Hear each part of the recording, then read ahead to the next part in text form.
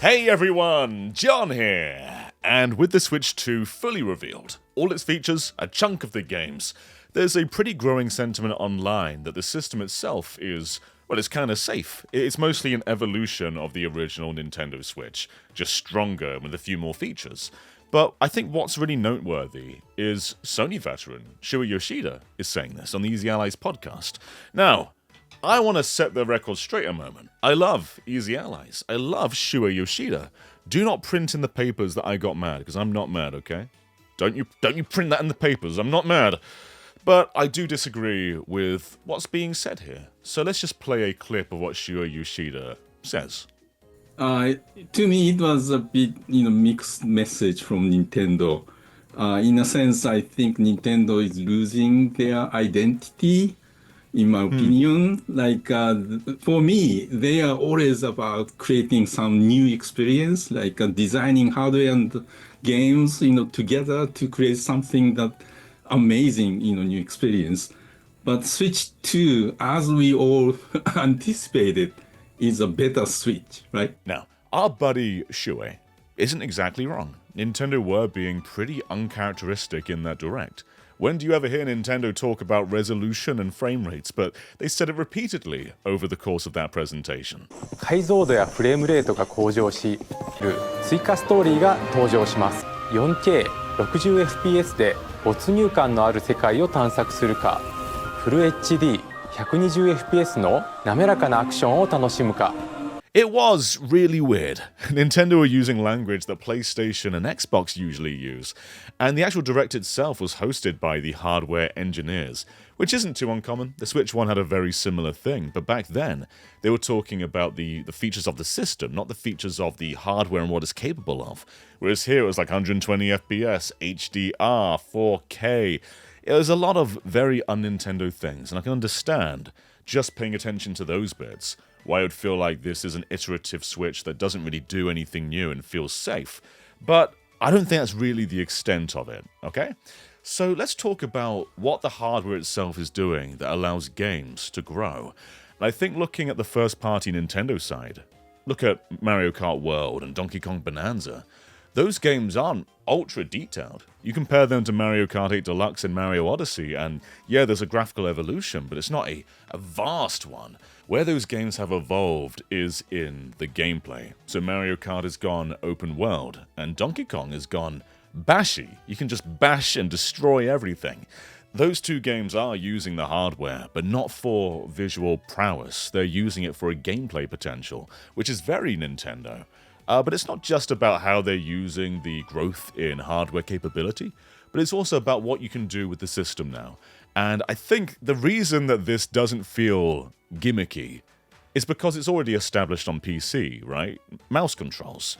Mouse controls are the go-to for a shooter. They allow new genres like RTS games or simulation games. It doesn't feel gimmicky because we've known about it since, well, the beginning of video games. But the fact that they've put it into the Joy-Con, it is a gimmick. The Joy-Con can be turned on its side and become a mouse.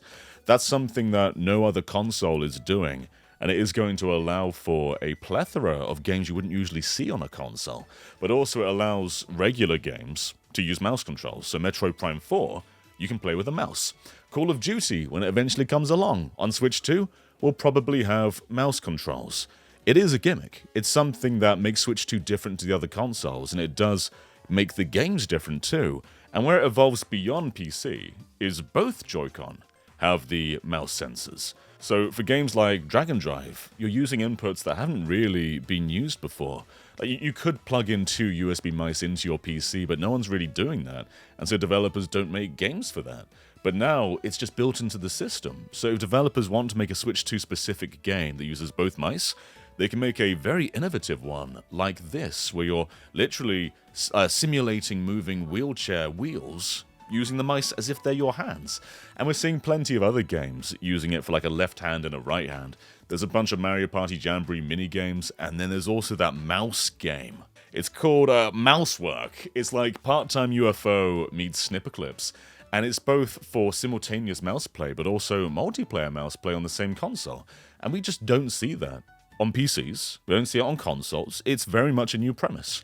The only way you're doing that on PC is when you're playing games online. So not only is it giving you new capabilities for local play, but it's also making that kind of gameplay just more inviting and more likely for developers to even utilize in the first place. So you definitely are getting new experiences there. You're evolving existing games. But the reason it doesn't feel gimmicky is because these games are already designed around them. So Civ 7 coming to Switch 2 with mouse support, that's a big deal. That's the unabridged PC version on a console.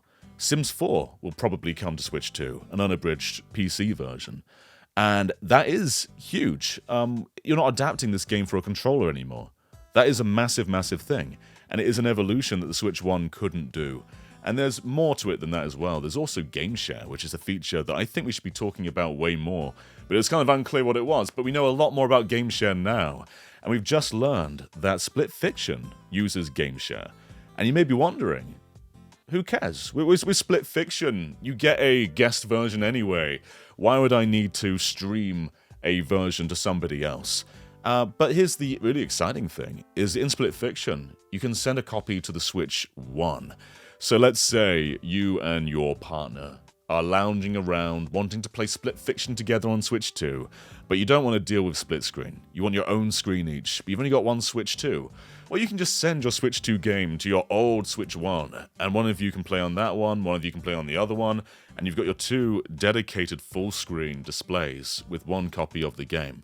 Fast Fusion's another one. You can send both a local and an online copy to someone, just to stream as if it's download play. You're not downloading anything, it's instantaneous. I think this is a pretty big deal. If Halo comes to the Switch 2, not only will we get mouse support, big deal, but you can also just gather around together, send a game of Blood Gulch to your friend, and just start playing without screen peeking. It's reinventing LAN in a way, but not everybody needs their own copy of the game. It's download play LAN evolved. Very cool, and I can't wait to see how more games utilize this, because the list is pretty small right now. But all of these more gimmicky features are things you can just slide into regular games. Whereas you look at the Wii U, the gamepad, there's a lot of games that just don't use the gamepad. They put a big logo, or it's just black, or it's just like a bigger map. There's not really a utility for the gamepad unless you're building the game around it. So if you're putting on a multi-platform game, what are you going to do with that thing? Whereas here, just Game Share, mouse controls, very easy to implement in just about any game. So have Nintendo stopped being different? Have they stopped being fun and wacky and out of left field? I don't think so. I mean, in terms of first-party software, what we've seen so far is they are innovating with that hardware rather than just giving you Donkey Kong with a million fibers of fur. They are actually changing the gameplay of these games to fit the new hardware, while also giving you these brand new inputs for a console, and also evolving what a mouse can even be further than what PC is doing. I think that's really exciting. I think that's really different. And while it may seem like there isn't a big innovation like putting a touchscreen in there for the first time, or motion controls in there for the first time, or going hybrid for the first time, it is more iterative, absolutely. I still think what they are doing here is going to benefit the developers and us more than a lot of these other things. Because when Nintendo is different, they're also met with a lot of criticism. I don't want to be standing up and waggling a remote all the time. That's the kind of criticism you heard frequently. And then when they move away from that, it's like, whoa, where's wacky Nintendo gone? I think there's a really cool middle ground here. It's not too out there, but it's also out there enough that the games will be drastically quite different, and in some cases superior. Let's take Minecraft, for example. You update that with the Joy-Con 2, allow mouse support. Is there really much reason to play Minecraft on PS5 over Switch 2 at that point? You're probably still getting 4K 60 FPS, only you now have an integrated mouse. That's just kind of a big benefit. And there's even some other games, like when Call of Duty eventually comes along, let's say it hits 1080p on the Switch 2, but it's 4K on PS5. Does that matter much to you when one of them has just the more beneficial input for a shooter? Are you going to gravitate to the lower spec version, but then benefit from the higher spec inputs? I think that's a genuine question. And we haven't even really seen what Nintendo are doing themselves. Every piece of software we've seen from them so far is innovating but we still haven't seen that much. We've seen 3 titles. We've seen Donkey Kong, Mario Kart, and Dragon Drive. For the future, it's unclear, but I do disagree with Shuei Yoshida. But I still love the man. He's a beauty boy. Anyway, thank you so much for watching, and we will catch you next time. Let me know what you think down below. Bye-bye, everybody.